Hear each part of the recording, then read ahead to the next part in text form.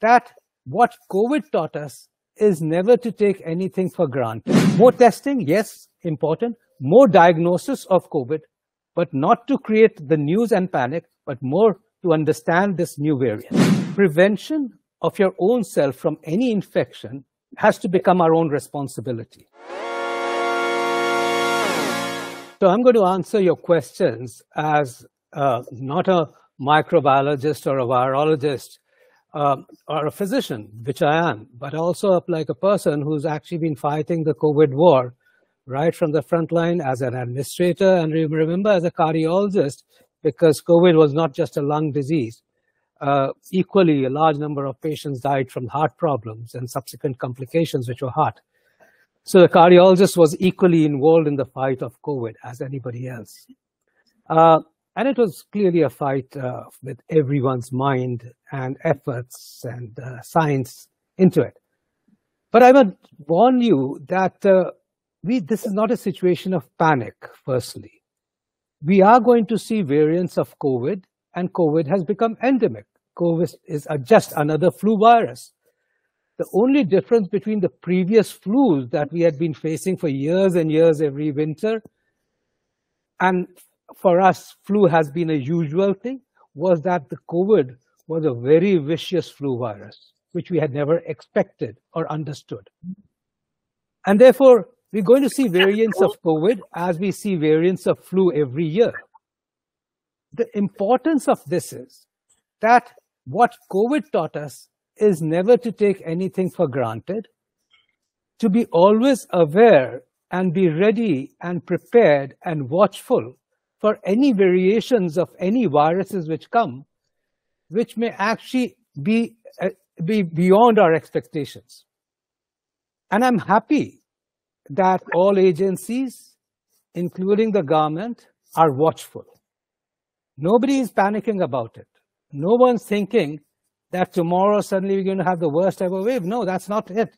In fact, even for flu, as you know, which happens every year, we warn our heart patients, we warn our elderlies that flu is going to come.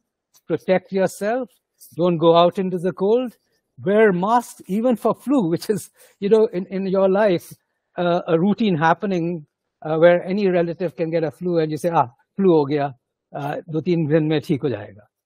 Well, that's what's likely to happen with any of the present variants of COVID, because these are endemic. It's normal for a virus to mutate. It's normal to have mild illnesses, flu-like illnesses, and it to disappear. Yes, genomic testing, watchful by authorities, and caution and care by elderlies and those who have low immune system is a natural phenomenon, should be followed, and should be not just followed for COVID, it should be followed even for the daily flus that become worse during winters. The virologists at the moment are clearly looking at it. The INSACOG is looking at it. It's too early to actually define how bad is it or how serious is it. And from what we hear, that it could be, because it's a variant of Omicron, it may not be as severe and may just be mild illnesses. But we must also remember that, yes, we have developed better immunity over this period of time. Practically whole of the country has either been affected by COVID not just once, but multiple times. And secondly, that enough vaccinations have been done around COVID.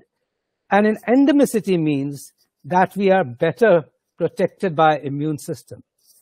However, we must also be careful that even a flu in an elderly patient, in those with heart disease, in those who've got bad lungs, in those who've got immune system failures, even a common flu can be a serious illness and can take a life.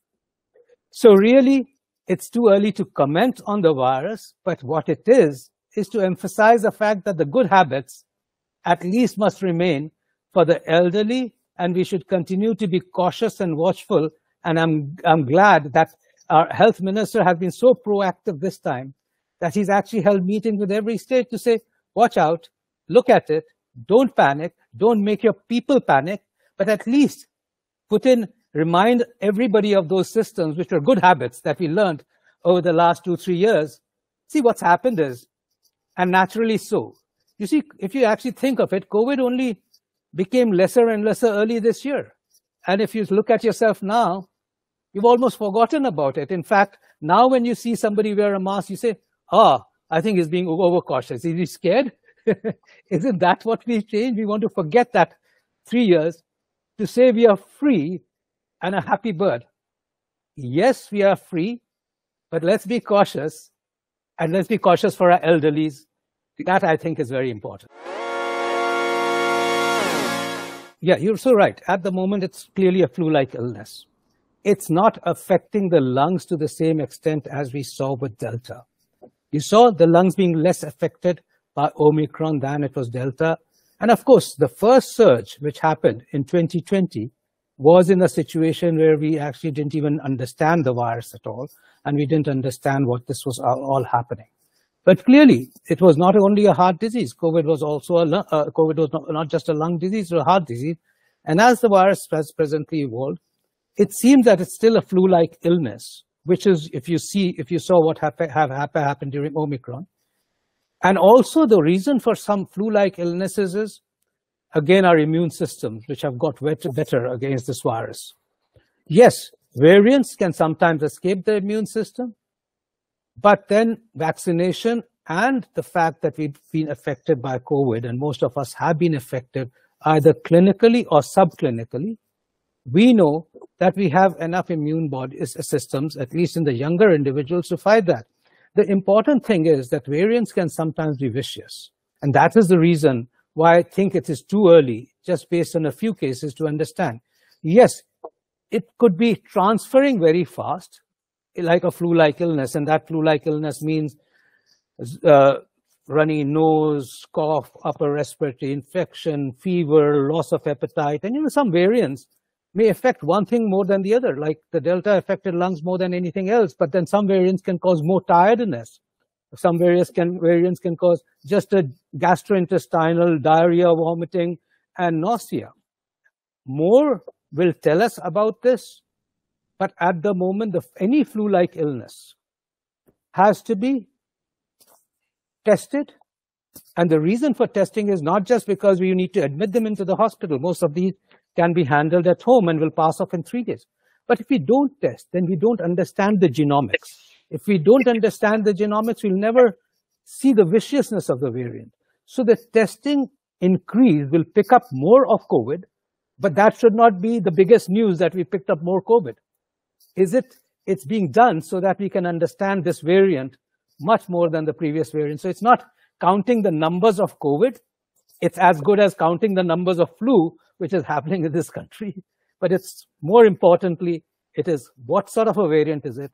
Can we understand this variant much before it actually overtakes us? You see, what did history teach us? It taught us that we were casual when Delta came in. Prior to that, we had actually felt after 2020 that we would not get affected. We have great immunity. The whole world is getting affected, but we are the ones who are safe. And therefore, we didn't watch out as carefully for Delta, but we watched out much better for Omicron when it came in. And I think that's what's happening at the moment. More testing, yes, important. More diagnosis of COVID, but not to create the news and panic, but more to understand this new variant. I think it is too early to do those.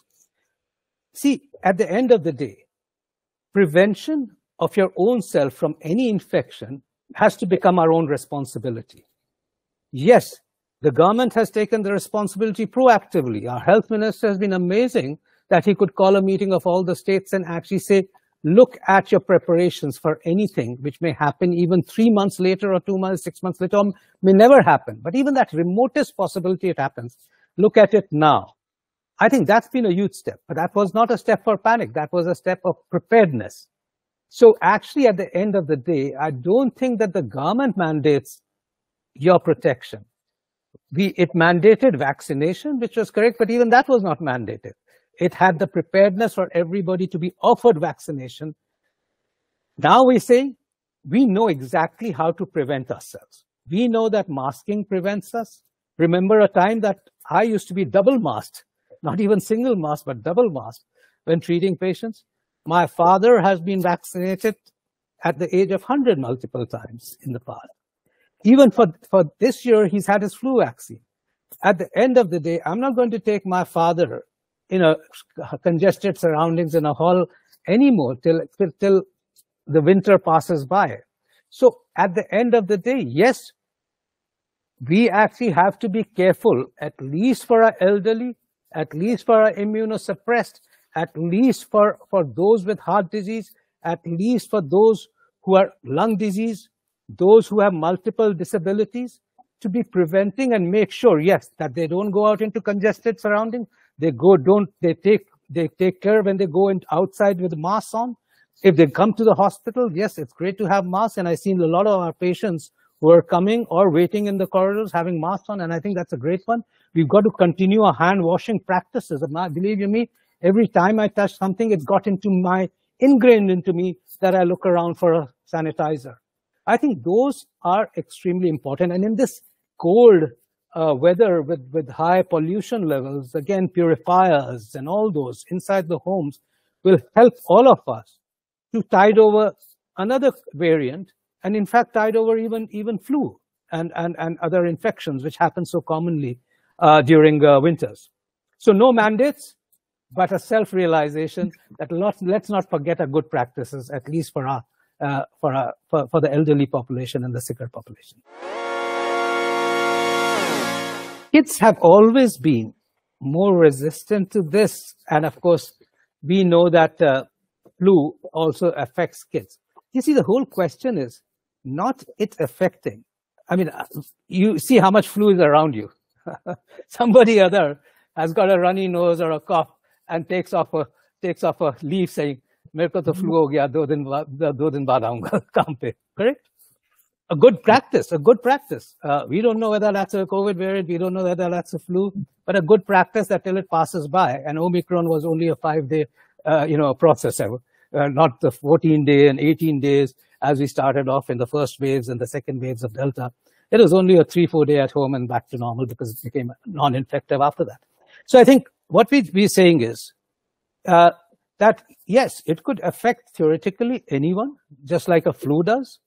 Children are normally more resistant to these. Elderlies are more sensitive. But on the other hand, a flu is a flu. Take care. That's the point. Take care. Be at home. Try not to pass that flu on to others in every sensible manner for 2-3 days. And once you're afebrile and once the cough's gone, you're back to normality.